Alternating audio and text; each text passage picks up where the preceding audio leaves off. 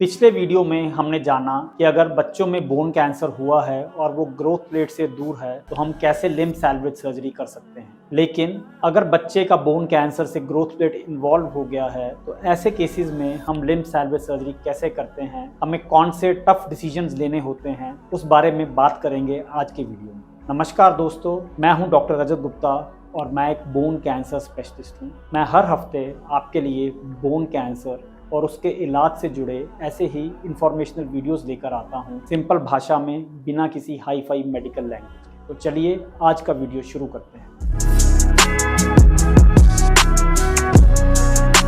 बच्चों में जब हड्डी के कैंसर से ग्रोथ प्लेट इन्वॉल्व हो जाती है तो वो कहानी थोड़ी मुश्किल हो जाती है, क्योंकि ऐसे केसेस में हमें ग्रोथ प्लेट के साथ साथ सेफ मार्जिन लेने के लिए बच्चे का जॉइंट भी निकालना पड़ता है।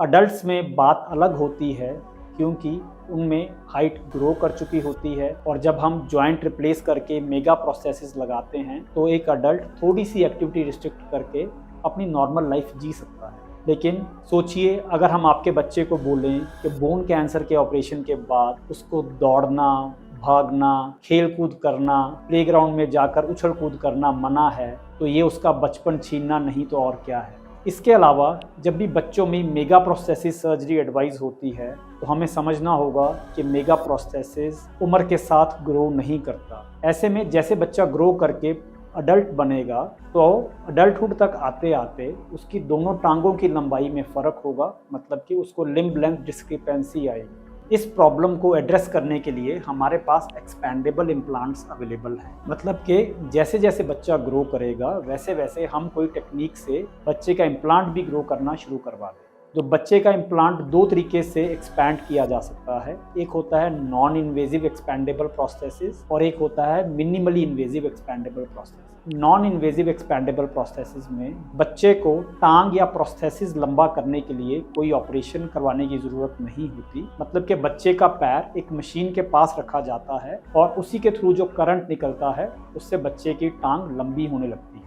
लेकिन नॉन इन्वेजिव एक्सपेंडेबल प्रोस्थेसिस बहुत महंगा होता है। इसकी कीमत नॉर्मल प्रोस्थेसिस के मुकाबले काफ़ी ज़्यादा होती है। आज की डेट में इसकी कीमत 25 से 30 लाख तक भी हो सकती है। अब बात करते हैं दूसरे एक्सपेंडेबल प्रोस्थेसिस की, जिसे हम कहते हैं मिनिमली इन्वेजिव एक्सपेंडेबल प्रोस्थेसिस। इस प्रोस्थेसिस के साथ बच्चे को कुछ महीनों के बाद ऑपरेशन थिएटर में ले जाया जाता है और एक सर्जरी करके बच्चे की टांग लंबी की जाती है। और हर ऑपरेशन का मतलब बच्चे को इन्फेक्शन और कॉम्प्लिकेशन का रिस्क। हमें यह भी समझना होगा कि आज की डेट में जो मेगा प्रोस्थेसिस बच्चे में लगाया जाएगा, जैसे जैसे बच्चा ग्रो करेगा हम एक्सपेंडेबल प्रोस्थेसिस लगाकर प्रोस्थेसिस की लेंथ तो लंबी कर सकते हैं, लेकिन वो प्रोस्थेसिस, क्योंकि जैसे बच्चा ग्रो करता है बच्चे का वजन भी बढ़ता है। उदाहरण के तौर पर अगर आज की डेट में आपके बच्चे का वजन 20 किलो है तो जैसे ही वो बच्चा बड़ा होगा और उसका वजन 40 किलो तक पहुंचेगा तो वो प्रोस्थेसिस हो सकता है हाइट में तो हम लंबा कर लें, लेकिन वो 40 किलो का वजन लेने लायक नहीं होगा। तो ऐसे केसेस में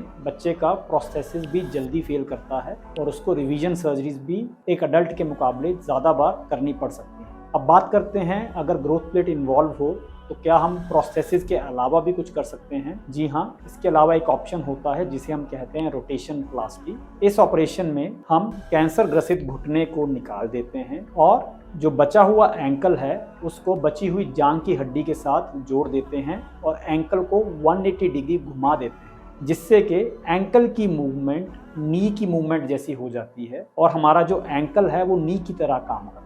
और उसके बाद उसके नीचे पेशेंट को एक नकली पैर लगाया जाता है और बच्चा हमारा बिलो नी एम्पूटी की तरह काम करता है। यह कॉस्मेटिकली देखने में काफ़ी अजीब लगता है, लेकिन इसका फंक्शन काफ़ी एक्सीलेंट होता है। बच्चे को दौड़ने, भागने, ज़मीन पर बैठने, खेल कूद करने की कोई मनाही नहीं होती। तो अब आपको ये सोचना है कि आपको बच्चे की कॉस्मेटिक अपीयरेंस चाहिए या फिर उस लिम्ब का फंक्शन और बच्चे का बचपन।